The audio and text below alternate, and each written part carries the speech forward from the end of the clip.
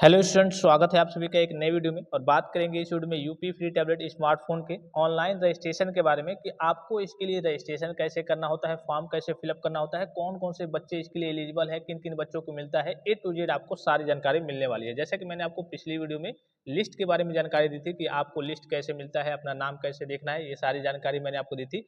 इस वीडियो में बात करेंगे, जो हो सकता है कि आप कहीं अभी एडमिशन ले रहे होंगे या फिर फर्स्ट ईयर के स्टूडेंट्स होंगे या फिर सेकेंड ईयर के स्टूडेंट्स होंगे, तो आपका फॉर्म कैसे फिलअप होता है, किस तरीके से ऑनलाइन फॉर्म फिलअप होता है, इसका रजिस्ट्रेशन का प्रोसेस वगैरह क्या होता है, किन बच्चों को मिलता है, किन बच्चों को नहीं मिलता है। ए टू जेड आपको सारी जानकारी मिलने वाली है।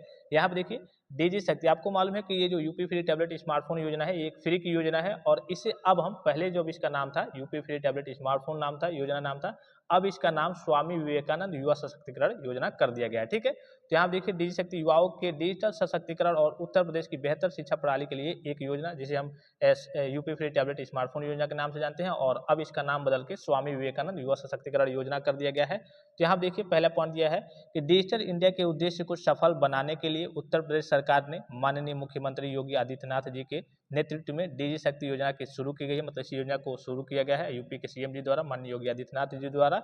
इसके तहत राज्य सरकार प्रदेश के शैक्षिक संस्थानों में युवाओं के तकनीकी सशक्तिकरण हेतु टैबलेट और स्मार्टफोन वितरित करेगी। टैबलेट किनको मिलता है? जो कहिए कि टेक्निकल लाइन के बच्चे होते हैं, जैसे कि इंजीनियरिंग लाइन के बच्चे होते हैं, उनको टैबलेट मिलता है। जो नॉन टेक्निकल टाइप के बच्चे होते हैं, मतलब नॉन टेक्निकल टाइप के कोर्सेज वगैरह करते हैं, जैसे बीए वगैरह, ठीक है, तो उनको स्मार्टफोन मिलता है। और जो टेक्निकल टाइप से आपका इंजीनियरिंग मतलब पॉलिटेक्निक हो गया, बीटेक हो गया, इन बच्चों को टैबलेट मिलता है। और जो नॉन टेक्निकल टाइप के कोर्सेज वगैरह बच्चे करते हैं, उनको स्मार्टफोन दिया जाता है। फिर यहाँ देखिए, दूसरा पॉइंट दिया गया है, छात्रों को तकनीकी रूप से सशक्त बनाने के लिए उत्तर प्रदेश सरकार ने तकनीकी चिकित्सा और नर्सिंग संस्थानों के साथ साथ कौशल विकास कार्यक्रमों के लिए नामांकित 68 लाख से अधिक छात्रों को स्मार्टफोन और टैबलेट वितरित करने की योजना बनाई है। यानी कि लगभग 68 से 70 लाख बच्चों को इस योजना का लाभ मिलेगा। और हर साल लगभग 2021 के लास्ट से ही इस योजना का आरंभ किया गया था। इकाना स्टेडियम में पहली बार वितरण हुआ था लखनऊ में, और उसके बाद से योजना निरंतर लगभग आपका 25-26 तक चलेगी योजना। ठीक है, उसके बाद से यहाँ देखिए, यह योजना उत्तर प्रदेश के शैक्षणिक संस्थानों में पढ़ने वाले छात्रों और उत्तर प्रदेश सरकार द्वारा चुने गए किसी भी अन्य हितधारकों के लिए है। यानी कि आप यूपी के कहिए कि यूपी में आप पढ़ाई करने चाहिए। जैसे बहुत सारे बच्चे कहते हैं, सर हम यूपी के तो हैं, लेकिन अदर स्टेट में जाकर के कहिए कि पढ़ाई वगैरह करते हैं, तो इस केस में मुझे मिलेगा या फिर नहीं? तो आपको नहीं मिलेगा। आप यूपी के मूल मतलब उत्तर प्रदेश के मूल निवासी होने चाहिए, और यूपी में ही कहिए कि आप अपनी पढ़ाई वगैरह कर रहे होंगे, तभी मिलेगा।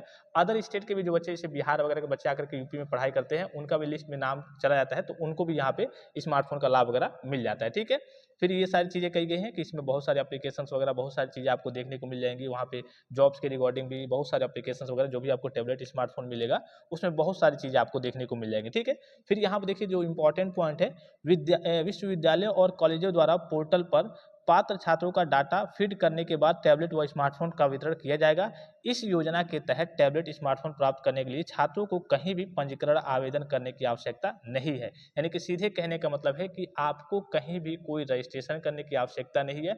अब किस प्रकार से आपका मान लीजिए कि आपको रजिस्ट्रेशन, आपको अपने स्तर से रजिस्ट्रेशन करना नहीं है, ठीक है, आपको फॉर्म फिलअप नहीं करना है, तो ये कैसे आपका डाटा फीड होता है, कैसे बच्चों को मिलता है, वो मैं अभी आपको बताता हूँ। ठीक है, उसके बाद से यहाँ पे दिख रहा होगा आपको, यह स्मार्टफोन एवं टैबलेट छात्रों को वेब और मोबाइल ऐप पर उपलब्ध विभिन्न शैक्षिक कार्यक्रम, मतलब कि बहुत सारी चीज़ें अभी मैंने बताया कि उसमें बहुत सारी चीज़ें आपको सीखने को मिलेंगी, सीखने में मदद करेंगी। कुछ एप्लीकेशन भी वहाँ पे आपको देखने को मिल जाएंगे, और कुछ आपको जॉब्स के रिगार्डिंग भी जो भी अवसर वगैरह रहेंगे, वो सारी चीज़ें आपको यहाँ पे देखने को मिल जाएगी। ठीक है, तो रजिस्ट्रेशन का इसका प्रोसेस क्या होता है, यहाँ पे थोड़ा सा एक और पॉइंट यहाँ पे दिख रहा होगा आपको, छात्रों के लिए निर्देश। क्या क्या निर्देश है कि इस योजना के तहत छात्रों को टैबलेट स्मार्टफोन प्राप्त करने के लिए कहीं भी पंजीकरण आवेदन करने की आवश्यकता नहीं है। छात्रों के लिए पूरी प्रक्रिया में किसी भी समय कोई लॉगिन आईडी वगैरह नहीं बनाई जाएगी। फिर यहाँ पे आपको दिख रहा होगा, संबंधित कॉलेज विश्वविद्यालयों को अपने छात्र नामांकन डेटा प्रदान करेंगे, जिसे पोर्टल पर अपलोड किया जाएगा।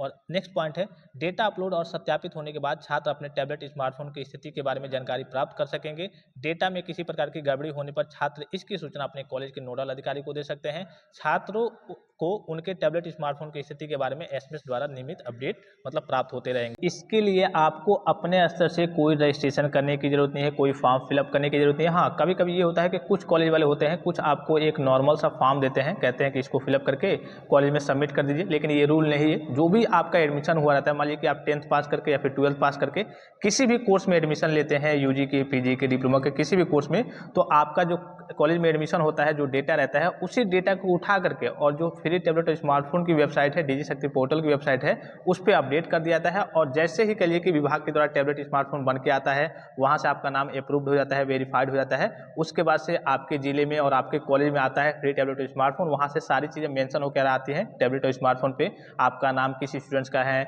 उसका आपका QR कोड रहेगा, आपका ब्रांच वगैरह, डेटा वगैरह सारी चीज़ें रहती है, ठीक है। तो इसमें आपको अपने स्तर से कुछ करने की जरूरत नहीं है। हाँ, एक बात का आपको ध्यान रखना है कि कॉलेज में आप बात करते रहेंगे, आप लिस्ट वगैरह देखते रहेंगे कि हाँ, आपके कॉलेज के ऊपर डिपेंड करता है, जो आपके कॉलेज के ऑफिसर होते हैं जो फ्री टैबलेट स्मार्टफोन का डेटा वगैरह अपलोड करते हैं, उनसे बात कर लेंगे और लिस्ट देख लेंगे कि अगर आपका लिस्ट में नाम है तभी आपको मिलेगा टैबलेट स्मार्टफोन, नाम नहीं है तो नहीं मिलेगा। और अब ये हो गया है कि कहीं कहीं पे फर्स्ट ईयर के बच्चों को भी दिया जा रहा है, कहीं कहीं पे सेकेंड ईयर के बच्चों को भी दिया जा रहा है, और पहले जो वरीयता दी जाती है वो फाइनल ईयर के बच्चों को दी जाती है, मतलब कि जो पहले के फाइनल ईयर में है और वो आप पास आउट होने वाले हैं। और जो बच्चे पास आउट हो गए रहते हैं किसी ईयर में, मान लीजिए 2023 के भी पास आउट बच्चे थे, उनका भी डिस्ट्रीब्यूशन अभी आपने देखा कुछ दिन पहले हो रहा था।